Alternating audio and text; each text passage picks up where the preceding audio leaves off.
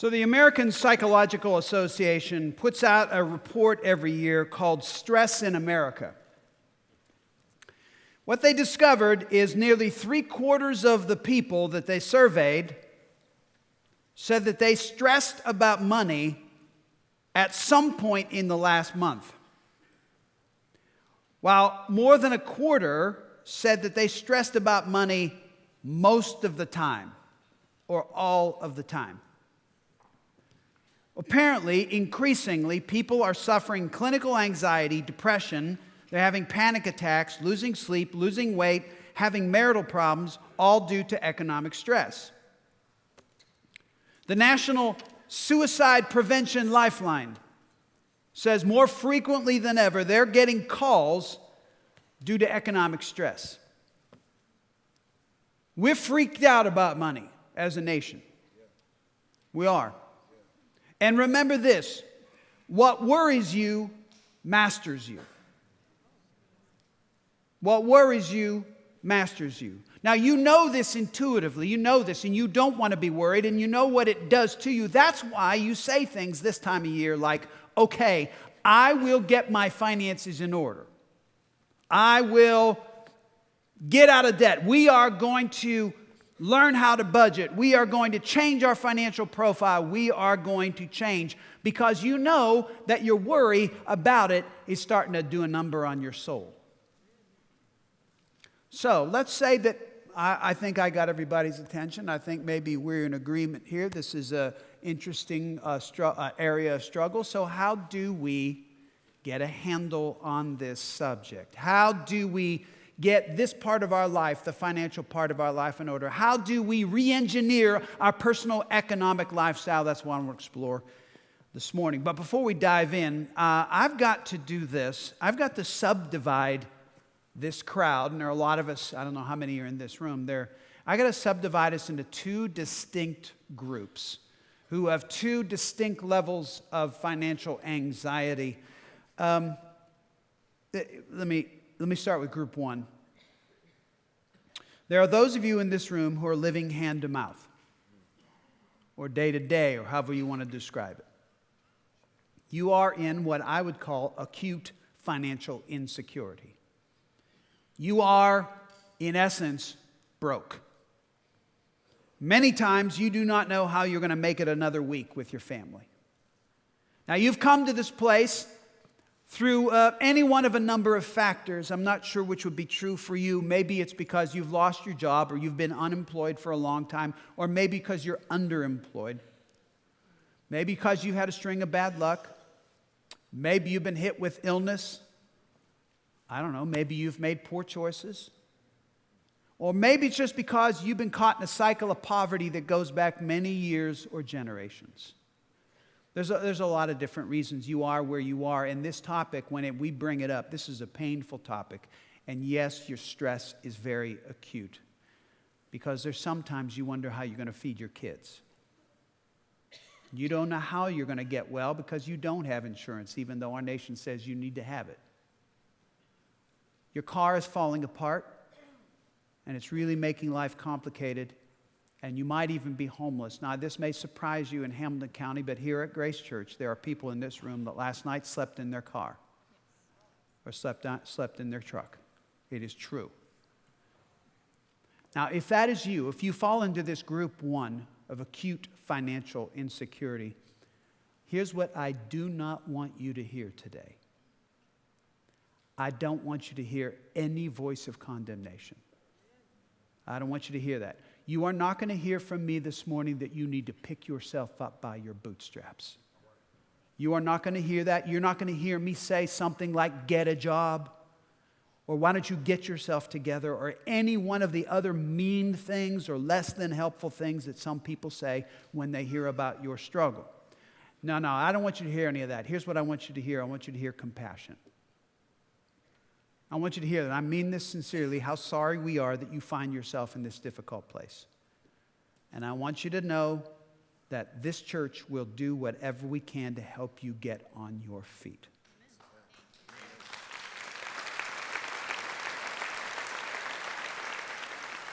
Because you know what you need more than anything else? You need to be loved. You need to be cared for. So I have one request of you. That's just one. If you're in this first group, allow yourself to be loved. And allow yourself to be cared for. And allow yourself to get the direction you need. And we can do that through our care center. It's why our care center exists. We're open Monday nights, we're open Tuesday nights, and we're open Wednesday morning. There is a choice food pantry. My friends, we are not going to let you go hungry. And we are not going to let your children go hungry. It just isn't going to happen on our watch, okay? Also,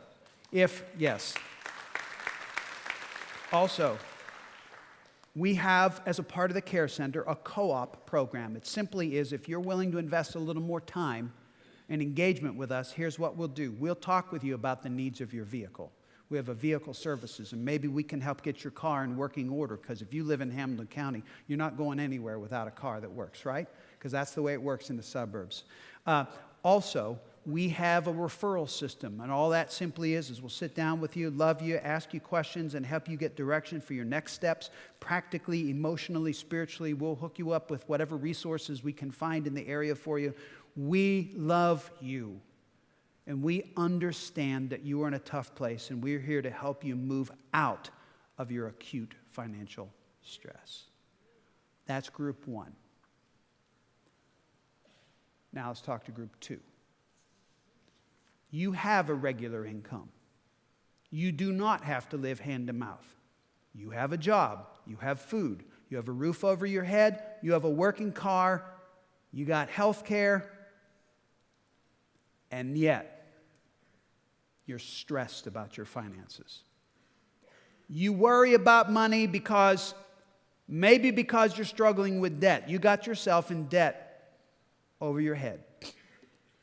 Maybe you're worried about an unexpected major expense that all of a sudden just hit you. Maybe you're fretting over a big ticket item that someday you need to invest in. You don't know how you're going to cover that. Maybe you're stressed about savings, or maybe you're freaked out like so many people in my generation and other generations about retirement. And you know you have not given sufficient attention to this crucial aspect of your life. Well, if you're stressed, whether it's majorly stressed, moderately stressed, or you just want to fine-tune your finances, I've got a suggestion for you this morning. Yeah, I got 3 magic words that will change your financial future. 3 words that I believe will revolutionize your life. You ready for these words? Here they are. Enough is enough. Can you say that with me? Enough is enough. You're going to hear that quite a bit over the next few minutes. That little phrase holds the key to dealing with debt. That little phrase holds the key to deciding how to spend on a day-to-day basis, how to handle a major expense, how to be prepared for retirement, how to figure out how to save, and even help you figure out if you want to get better, generous in your giving. Enough is enough will help you get there. Enough is enough. And what's it mean? Well, simply, you know what it means. It means to be satisfied. It means to come to a level of contentment with your financial life. Now, I'm going to illustrate this for you. Maybe it's better if I just illustrated it like this. This is an income level. Let's just say this is 0 income, and this is your level of income where you are right now. We'll call this your income. And I don't care if that's $20,000, $200,000, or $2 million. It doesn't matter what the number is. I'm talking about your income level. Now, let me tell you what most people do when it comes to spending. The pink line will be the spending line. Here's the way.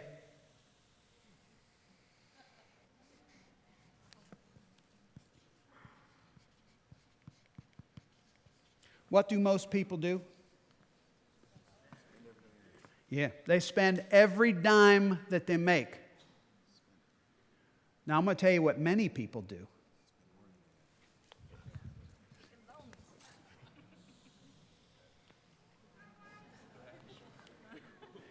How is that even possible? How can somebody spend more than they make? Debt. You go into debt. Now let me tell you, when you go into debt, what does that create? Anxiety. It creates stress. By the way, that's not the only thing that creates anxiety. Spending all that you make creates anxiety. Why does that happen? Because the minute, when you're spending every dime that you make, the minute you need to replace the washing machine, you're in hurt city. Because you got to figure out how I'm going to do this because we're spending everything else. So this level, all this does is create stress, either one of these lifestyle levels. So there's only one solution.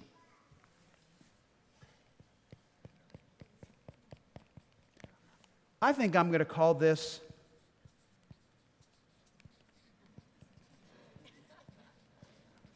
the what is it? The enough is enough line. What is the enough is enough line? It is a choice, predetermined, thoughtful decision, stay with me, that you will not spend more than you make.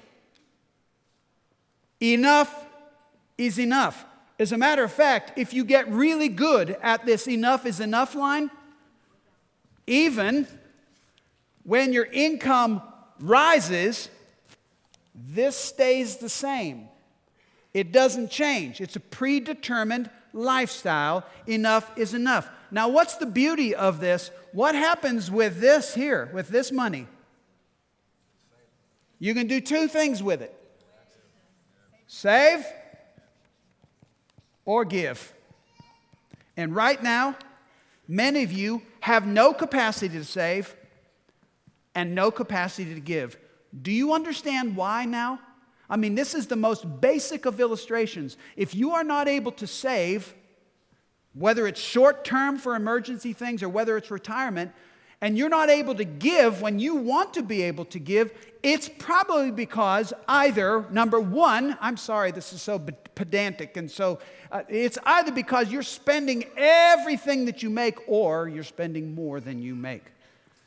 Enough is enough. Now, how do you set that line? How do you set that line? Now, at the end of the message, you're going to have to, you might want to just pull your shoes in right now because I'm going to be tramping all over feet when we get to the end of this message. I'm going to talk insanely practical at the end of this message, but before I do that, I'm going to suggest to you that you don't have a snowball's chance. I won't finish that. You don't have a chance of setting the enough is enough line until you get this right. Right? Until you get your mind and heart squared away. Now, we're going to, fortunately, good for us, is we have a capacity to study how to change our hearts because we have the Word of God. So I want you to grab a Bible and turn to Philippians chapter 4. That's page 832. And we're going to figure out how to set the enough is enough line. Can I explain something while you're looking up either on your mobile device or on the Bibles under the seat in front of you? I want to explain something. For those of you who are less familiar with the Bible, you know, the book of Philippians that we're looking at right now didn't start off as a book in the Bible. Originally, it was a letter. It was a letter written from a senior leader in the church, a powerful leader named Paul, and he wrote to the people who lived in the city of Philippi, which is why this is called the Philippians. Now, that letter was reformatted in time into a book, and it was put into chapters and verses. The big numbers, like 4, chapter 4, that's the chapter title. You see there's 4 chapters in the book, and the rest are verses. So just a little explanation. We are in chapter 4, verse 12, and I'm sorry, one more piece of information. What we're about to read is one of the most personal things Paul ever said about himself.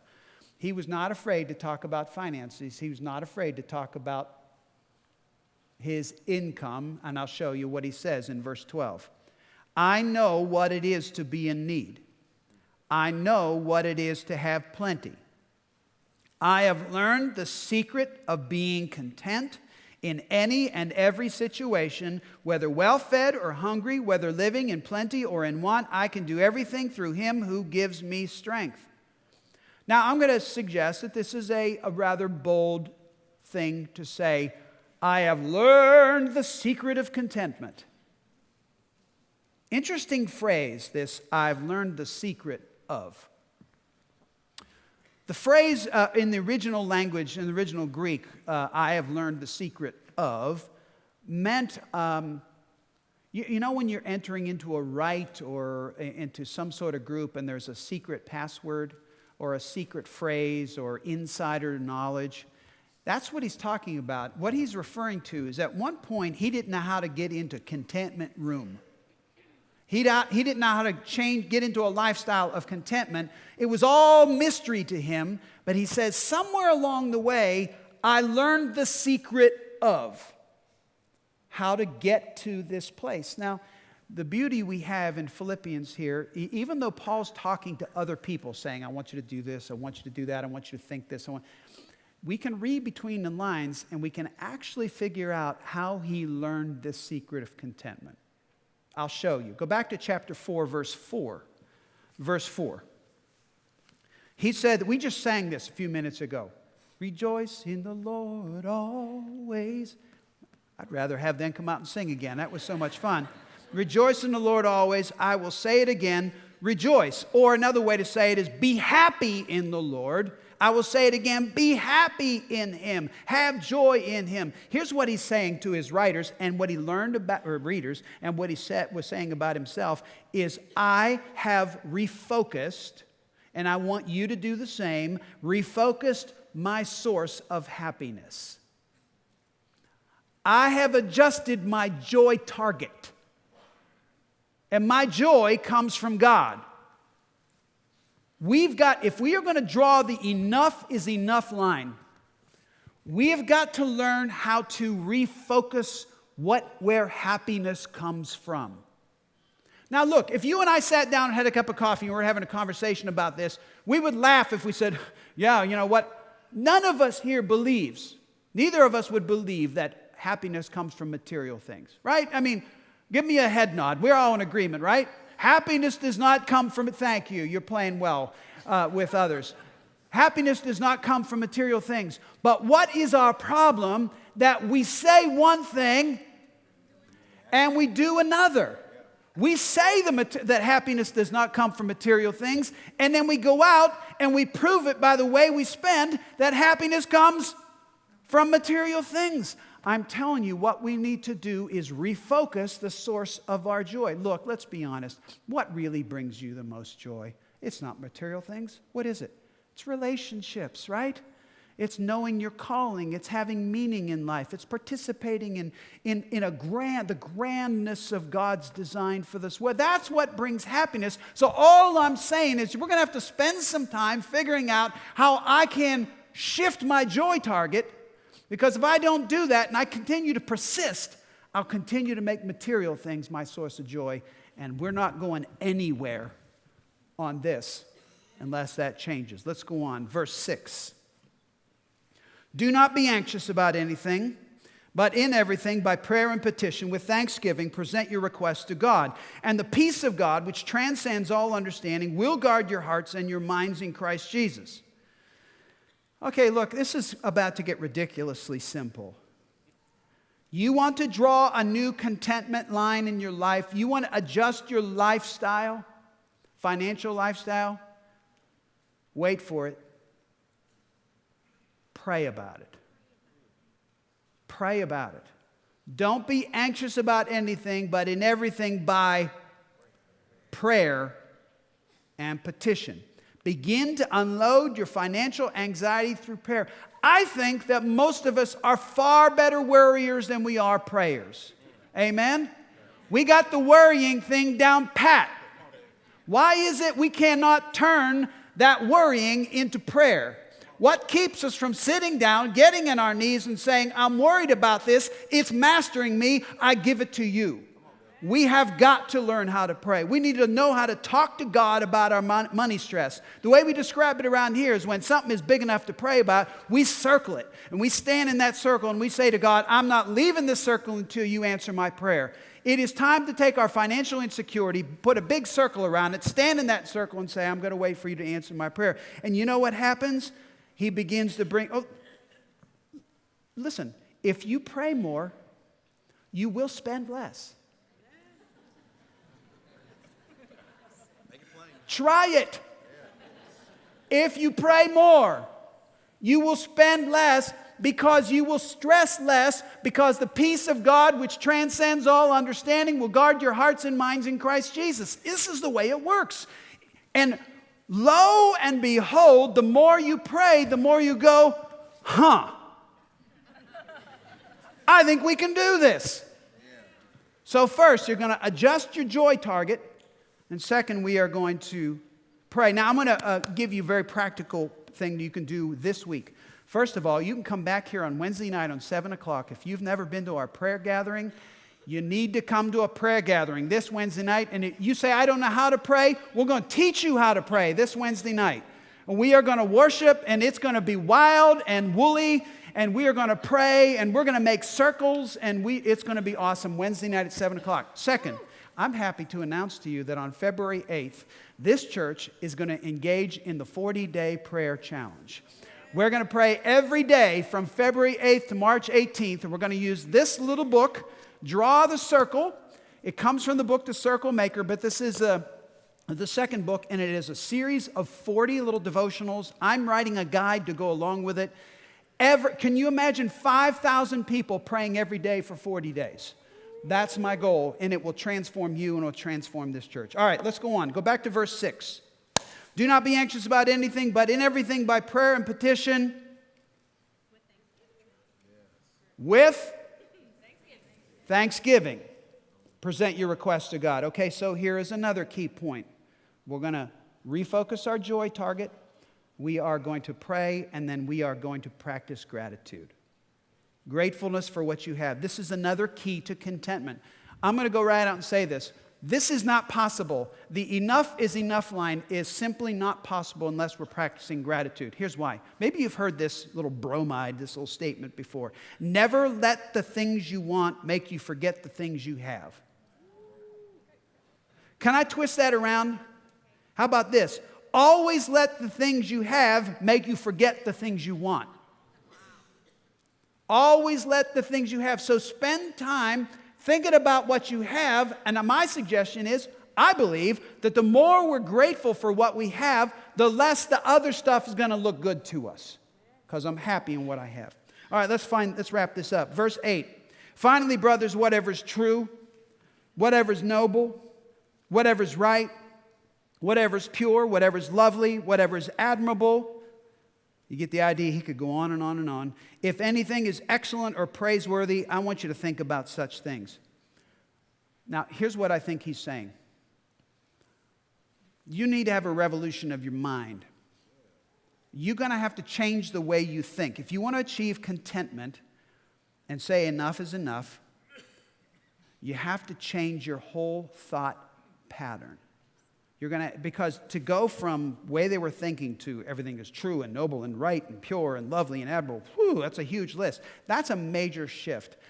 A strategy of mind change needs, let me give you an illustration. If all of a sudden we're going to bring out our worship team out here and we just said, our guitarist is sick. I'm going to give you this guitar. I want you to come up here and play with him. That wouldn't work for most of you, would it? Maybe for a few of you, very few of you, but most of you wouldn't work because you don't know how to play the guitar. Neither do you know music. I hear some of you sing, and I know that's true, okay? Sorry, I didn't mean that in a mean way, but it's just true. It's just true. Nobody in the front row, you all were great. Everybody was sounding beautiful. Beautiful. It's those people out there. But at any rate, you would not be able to come up here. Here's what you would require. You'd have to take lessons. You might have to learn how to play music. It would be a pretty grueling experience to get to the point where you can't do anything to the point where you can stand up here and change your whole life and play the guitar. All I'm saying is if you're going to change your financial lifestyle, you're not going to hop, skip, and jump into this. Okay. You're going to have to think differently. You're going to have to change. You're going to have to come up with a strategy. Now, I'm going to speak out of both sides of my mouth because on one hand, I believe you can do this if you're motivated enough. On the other hand, I think I'm a little bit skeptical. that whether you can actually go through the life change necessary to change, to get to enough. Can I tell you why? Because this is coming from experience with us. So a number of years ago, we did a whole series on finances. I don't know if you remember this, but we did a whole series on finances. And at the end of it, we said, here's what we're going to do. Because you want to practically figure out how to change your lifestyle, we're going to have a series of classes on Tuesday night. There were people saying that sermon series changed my life. And yes, I want to do what's necessary. I want to learn how to do a budget. I want to learn how to save. I want to learn how to get out of debt. We said, great, we're going to train you on Tuesday night. We got roughly 10,000 people who say this is their church. You want to guess how many people showed up on Tuesday night? Less than 100. And they didn't even make it to the end. By the end, we had about 30. So pardon me for being skeptical, but I don't know whether we have the guts to change our whole way of thinking. Tell me, can you? Can we? See, on one hand, I'm skeptical. On the other hand, I'm hopeful that if we come to the point where we realize, I do not want to live this way anymore, we can't. I cannot live this way. We can't keep spending everything we make, and we certainly can't spend more than what we make. Are you ready to say, okay, whatever is true and noble and right and pure and lovely and admirable, I will dedicate myself to rethinking my spending patterns? You need a strategy. All right, I'm about to step on toes. If I haven't already, I'm about to. But let me review. If you want enough is enough to be the pattern of your life, you need to refocus. You need to change your joy target, what really makes you happy. Number 2, you begin to pray like crazy. Number 3, you need to practice gratitude. And number 4, you need to come up with a strategy to change the way you think. Now I'm going to get insanely practical. If you're going to set a new line that lies below your income level, you may have to do some hard things. You ready? Here we go. Number 1, you're going to have to be content with that smaller house. Number 2, you're probably going to have to be content with buying used things or pre-owned things instead of new things, especially automobiles. 3, you're going to have to learn to be content with stretching things, electronics, clothing, appliances. 4, this may freak you out. If you want to learn what enough is enough looks like, you're going to have to learn how to fix stuff instead of just getting a new one. Or you're going to have to learn how to make stuff rather than going to buy it. Gets deeper, pull the toes in. Number 5, you're going to need to rethink vacations. Shorter, less frequent, less expensive.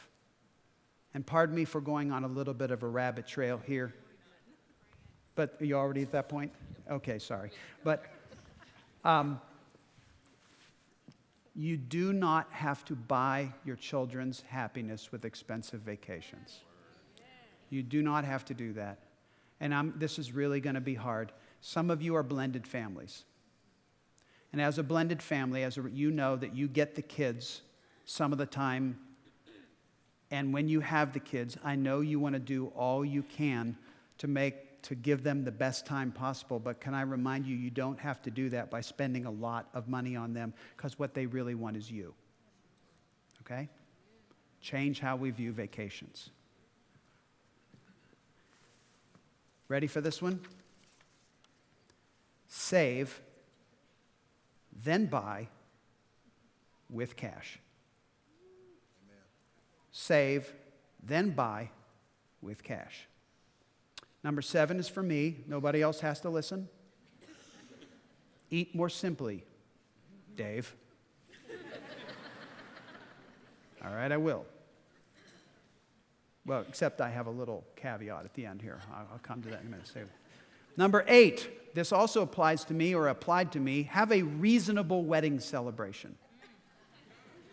As you all know, my daughter was married a little over a month ago. It was expensive. All right? But can I tell you, I say this publicly, how proud I am of my wife and my daughter for the way they handled this thing.